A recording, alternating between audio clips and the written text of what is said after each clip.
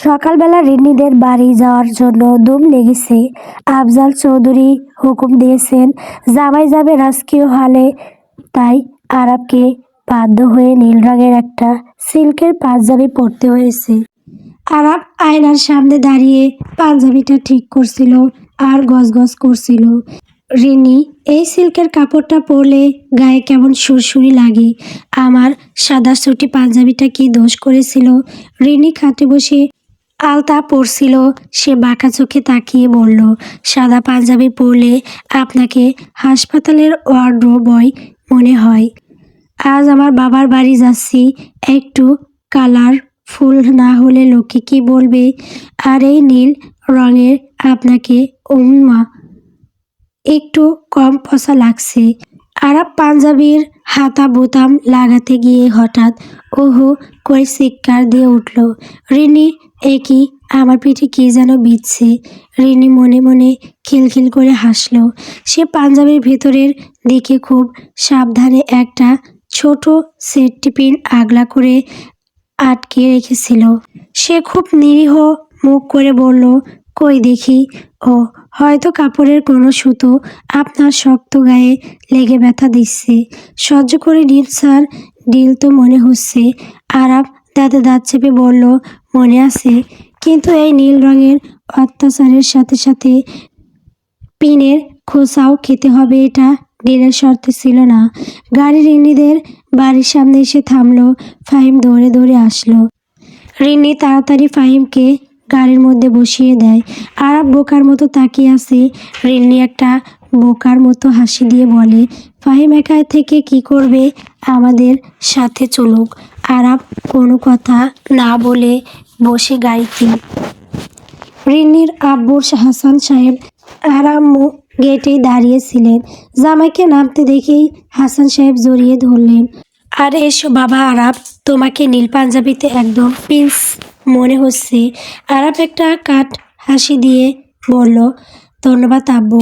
আসলে নীল রঙের সাথে আমার একটা যন্ত্রণাদায়ক সম্পর্ক তৈরি হয়েছে আজ। ঠিক তখনই ড্রয়িং রুমের কোণা থেকে তানিন উদয় হলো। আর সে পাঞ্জাবির ওপর একটা নেহেরু জ্যাকেট পরেছে, হাতে একটা বিশাল ফুলের ঝুড়ি। রিনিকে দেখে সে ম্লান হেসে বলল, রিনি, তুমি এলে পরশমণি ছোঁয়ানো এই আঙ্গিনায় আজ যেন শরতের মেঘ এসে ধরা দিয়েছে। আরাব পাশ থেকে বিড়বিড় করল, শরতের মেঘ না, আজ নির্ঘাত শিলাবৃষ্টি হবে এই কবির মাথায়। সবাই ভেতরে গিয়ে বসলো। তানিন সুযোগ বুঝে রিনির একটু কাছে গিয়ে বসলো। আরাবের চোখে সেটা ধরা পড়ল। সে দেখলো তানিন রিনির দিকে তাকিয়ে একটা চিরকুট এগিয়ে দিচ্ছে। আরাব উঠে গিয়ে তানিন আর রিনির মাঝখানে ধপাস করে বসে পড়ল। তানিন থতমত খেয়ে গেল। আরাব খুব শান্তভাবে বলল, কি খবর তানিন সাহেব, আপনার কবিতার বাজার কেমন? নতুন কোনো ভাইরাস থুরি, নতুন কোনো ছন্দ মাথায় এলো? তানিন আমতা করে বলল, জি স্যার, এই তো লেখছি, রিনিকে নিয়ে একটা নতুন কাব্য সাজিয়েছি। রিনি হাসতে হাসতে বলল, তাই নাকি তানিন ভাই, শুনুন না একটু। তানিন গলা পরিষ্কার করে শুরু করলো, নীল সাগরের মাঝে যেন এক সিলতে রোদ হাসে, যার বিরহে এই অদমের দিনগুলো সব দীর্ঘশ্বাসে ভাসে। আরাপ এক হাত দিয়ে নিজের পিঠের ওই পিনের খোসাটা সহ্য করার চেষ্টা করছিল, আর অন্য হাতে সোপায় কুষ্ণতা কামড়ে ধরছিল। রিনি আরবের এই অবস্থা দেখে খুব মজা পাচ্ছে। সে তানিনকে উৎসাহ দিয়ে বলল, বাহ তানিন ভাই, আপনার শব্দগুলো তো একদম তীরের মতো মনে বিঁধছে। আরব এবার আর থাকতে পারল না। সে মুচকি এসে তানিনকে বলল, তানিন সাহেব, আপনার শব্দগুলো তীরের মতো কি না জানি না, তবে আমার পাঞ্জাবিতে যে একটা সত্যিকারের তীর বিঁধে আছে সেটা আমি বুঝতে পারছি। সে রিনির দিকে তাকিয়ে বলল, রিনি, আপনার হাতের ওই আলতা দিয়ে কি তানিন সাহেবের ডায়েরিতে একটা বর্ডার টেনে দেবেন? কারণ ওনার সীমা লঙ্ঘন করার প্রবণতা বাড়ছে। হাসান সাহেব খাবার টেবিল থেকে ডাকলেন, কিরে তোমরা গল্প করছো কেন? জামাই আসো, তোমার জন্য তোমার প্রিয় সব খাবার রান্না করা হয়েছে। খাবার টেবিলে বসে আরব দেখলো এলাহি কাণ্ড, ইলিশ মাছ, খাসির মাংস, চিংড়ি মালাইকারি সবই আছে। রিনি আরবের পাতে একটা বড় মাছের মাথা তুলে দিয়ে বলল, নিন স্যার, এটা খেয়ে আপনার ওই শক্তি ব্রেনটা একটু নরম হবে। আরব ফিসফিস করে বলল, রিনি, এই পিনটা আগে সরান, না হলে আমি এই মাছের কাঁটা দিয়ে তানিনের ডায়েরি ছিঁড়ে ফেলবো। রিনি হাসতে হাসতে আরবের পেছনে গিয়ে দাঁড়ালো, খুব সাবধানে পিনটা খুলে নিজের আসলে লুকিয়ে ফেললো। আরব স্বস্তির নিঃশ্বাস ফেললো। খাবার শেষে আরব চৌধুরী সোফায় বসে এমন ভাবে আড়ষ্ট হয়ে আছে যেন সে কোনো রাজকীয় সিংহাসনে বসেছে, আর নড়াচড়া করলেই সিংহাসনটা ভেঙে যাবে। রিনি ভেতর থেকে এক বাটি আমড়া মাখানো নিয়ে এলো। আরবের সামনে বাটিটা ধরে বলল, নিন স্যার, আমড়া খান, এটা খেলে দাঁত শক্ত হয়। তখন আমাকে বকা দিলে আপনার কথাগুলো আরো বেশি ধারালো লাগবে। আরব বুক কুঁচকে আমরা দিকে তাকিয়ে বলল, এইসব হাই অ্যাসিডিক খাবার আমি খাই না। আর আপনার কি কোনো কাজ নেই? সকাল থেকে আমাকে পিন মারা ছাড়া আর কিছু করলেন না। রিন্নি একটা আমরা কামড়ে দিয়ে বলল, পিন তো কাল আপনার পাঞ্জাবিতে মেরেছিলাম স্যার, আজ তো শুধু আপনার মনে মারছি। আর হ্যাঁ, মনে রাখবেন, বাবার বাড়িতে আমি কিন্তু কুইন, আপনি এখানে শুধু একজন ভিজিটর। আরব কিছু বলতে যাচ্ছিল, ঠিক তখনই তানিয়া ঝড়ের বেগে ঘরে ঢুকলো। রিনিকে দেখে সে এক বিশাল চিৎকার দিল। আরব চমকে উঠে নিজের চশমাটা নাক থেকে ফেলে দিচ্ছিল প্রায়। নারী জাতি ন্যাকামিতে পিএইচডি করা। বাপরে, এত জোরে চিৎকার করা লাগে যেন এলিয়েন দেখছে। তানিয়া এসেই রিনিকে জড়িয়ে ধরলো। রিনি, তুই তো দেখি বিয়ের পর আরো সুন্দর হয়ে গেছিস, আর জামাই তো দেখি একদম মাটির মানুষ। কি শান্তভাবে আমরা দেখছেন। রিনি হাসতে হাসতে বলল, মাটির মানুষ না রে, ওটা একটা আগ্নেয়গিরি, ভেতরে লাভা ফুটছে, শুধু বের হতে পারছে না। তুই বস, তানিন ভাই কোথায়? তানিয়া মুখটা হাঁড়ি করে বলল, আছেন তো ওই বাগানে, তোর বিয়ে হয়ে কাবু হয়ে এখন মশার কামড় খাচ্ছে আর ডায়েরি লিখছে। রিনি, আমাকে একটু হেল্প কর না, ওই হাড় কিপটে কবিটা কেন আমাকে দেখে না? তুই তো এখন বিবাহিত, অন্তত এবার ওকে বুঝিয়ে বল না যে তানিয়া নামের একটা মেয়ে ওর সাথে জান দিতে পারে। রিনি আর তানিয়া মিলে যখন তানিনকে পটানোর জন্য অপারেশন কবিরাজ নামক গোপন পরিকল্পনা করছে, ঠিক তখন বাড়ির পেছনের বাগানে এক ঐতিহাসিক অঘটন ঘটে চলেছে। ফাহিম ভেবেছিল সবাই যখন ড্রয়িং রুমে ব্যস্ত, তখন সে একটু নয়নার সাথে কথা বলে নেবে। নয়না হলো রিনিদের পাশের বাড়ির মেয়ে। ফাহিম বাগানে এক কোনায় দাঁড়িয়ে ফোনে ফিসফিস করে কথা বলছে আর লজ্জা পেয়ে মুচড়াচ্ছে। নয়না, বিশ্বাস করো, তোমার চোখের দিকে তাকালে আমার মনে হয় আমি কোনো নীল সাগরে ডুবে মরে যাই। তুমি কি আজ নীল রঙের ওড়না পরে ছাদে আসবে? ঠিক এই সময়েই আরাপ ল্যাবের একটা জরুরি কল করার জন্য নিরিবিলি খুঁজতে খুঁজতে বাগানে চলে এলো। ফাহিমের এই নীল সাগরে ডুবে মরা সংলাপটা আরবের কানে যেতে সে থমকে দাঁড়ালো। আরব নিঃশব্দে ফাহিমের ঠিক পেছনে গিয়ে দাঁড়ালো। ফাহিম তখনও মগ্ন। নয়না, রিন্নি ভাবি সব জানে। ভাবি তো আমাদের দলে, কিন্তু বড় ভাইয়াটা তো আস্ত একটা হিটলার। ও জানলে আমাকে একদম চার্জার দিয়ে বেঁধে রাখবে। তুমি চিন্তা করো না, হিটলার এখন আমরা চিবচ্ছে। আরাব এবার ফাহিমের কানের কাছে গিয়ে খুব শান্ত গলায় বলল, হিটলার কি শুধু আমরা চিবই ফাহিম, নাকি মাঝে মধ্যে অবাধ্য ভাইদের হাড়গোড়ও চিবিয়ে ফেলে? ফাহিম যেন জ্যান্ত ভূত দেখল।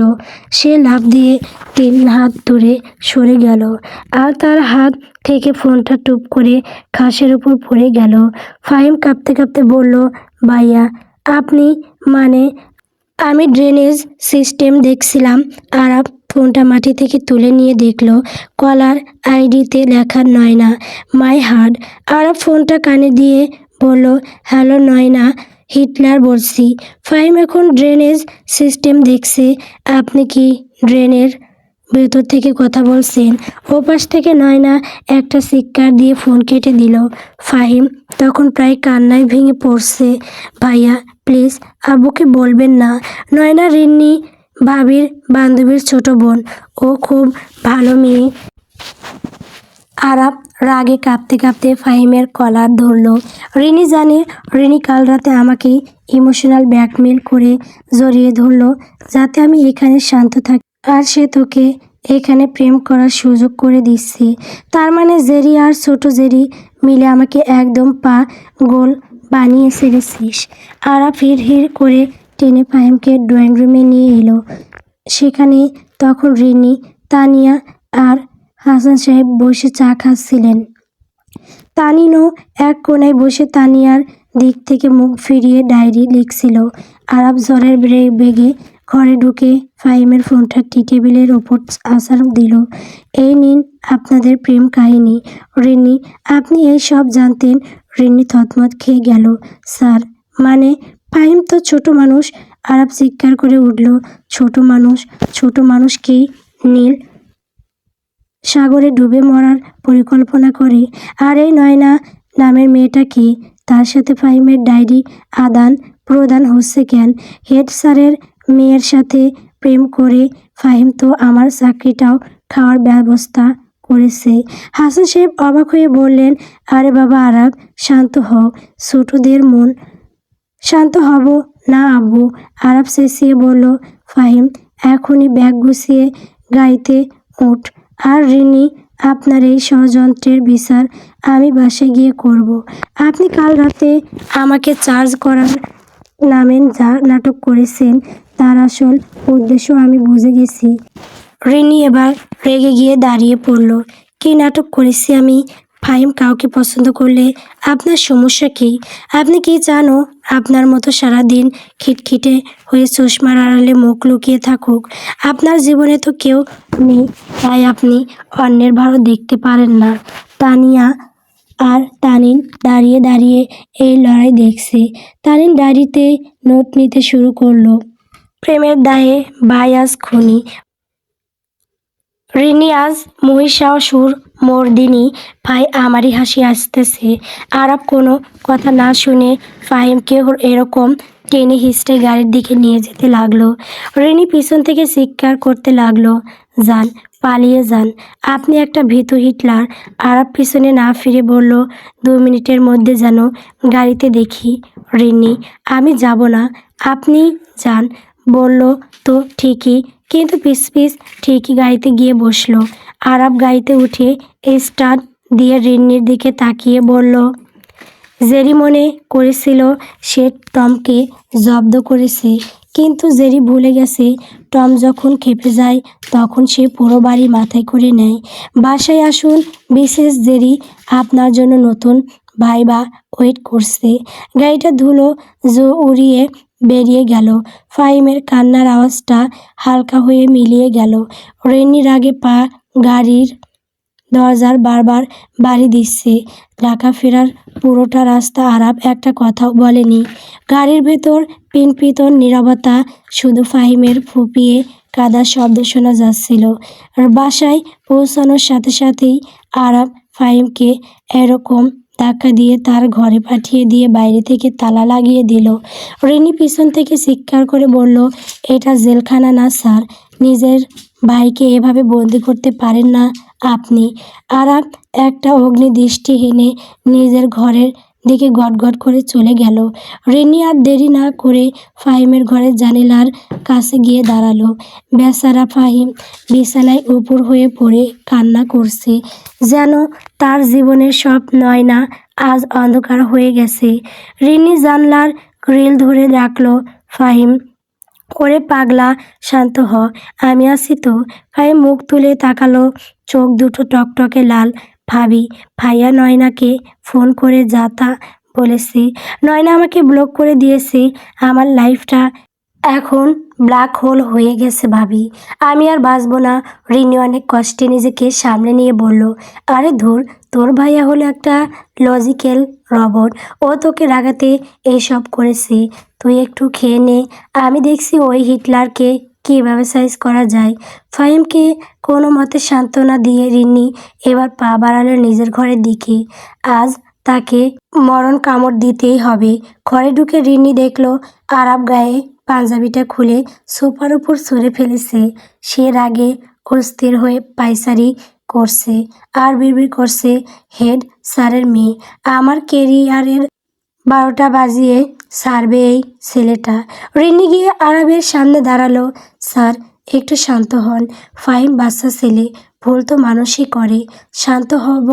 আরাব গর্জে উঠল। রিনি, আপনি বুঝতে পারছেন না, এটা শুধু প্রেম না, এটা হলো আমার প্রফেশনাল লাইফ নিয়ে সিনেমিনি খেলা। আর আপনি ওকে সাপোর্ট করছেন, আপনিও তো কম অপরাধী না।